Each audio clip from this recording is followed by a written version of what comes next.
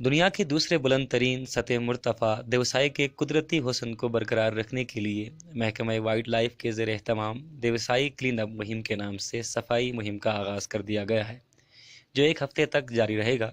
मुहिम का मकसद लोगों के अंदर माहौल दोस्त शऊर पैदा करना और देवसाई के कुदरती हुस्न को बरकरार रखने के लिए अमली इकदाम करना है।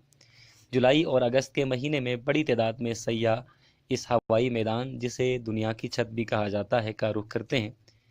सैर व तफरीह के दौरान सयाह कूड़ा करकट फेंकते हैं, जिसके बाइस देवसाई का कुदरती हुस्न मुतासिर हो रहा है।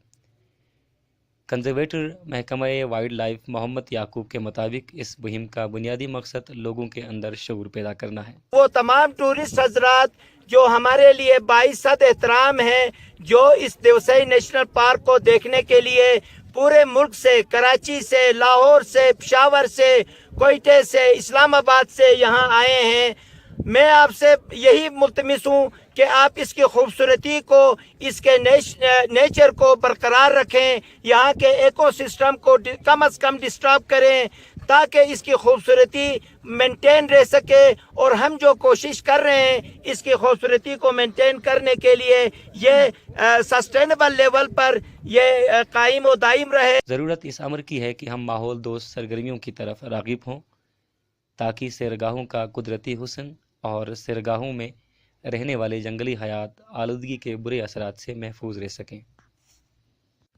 हर साल दुनिया भर से सैकड़ों की तादाद में लोग दुनिया के दूसरे बुलंद तरीन सतह मुर्तफ़ा देवसाई का रुख करते हैं। लोगों के बड़ी तादाद में इस मैदान की तरफ रुख करने के बाइस यहाँ गंदगी के ढेर जा बजा मिलते हैं। आवाम उन्नास में इस सयाहती मकाम को साफ़ सुथरा रखने और आगाही फैलाने के लिए वाइल्ड लाइफ के एहतमाम सिकरदू में तकरीब का इनेकात हुआ।